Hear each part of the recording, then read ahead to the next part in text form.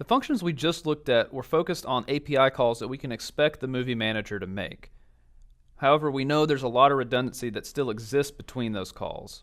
So right now I'm taking a look at the getRequestToken method as well as the getSessionID that both exist in the Login View controller. What we want to do is look at both of these and identify the places where there's redundancy between the calls and abstract that away. For example, both of these calls make use of the API key as a method parameter. Since the API key exists in both calls, this is something that should be abstracted away. Other code like this exists, so for this exercise called Abstracting Away Redundant Code, I want you to download the code snippet of the getSessionID and determine which sections contain redundant code. Finding redundancies in snippets of code like this is a very valuable programming skill, and in this case it's going to give us a basis for how to build the API client.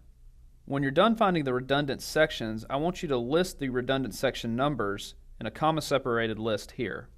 For example, if the redundant sections were 2, 3, and 7, then your answer would look like this.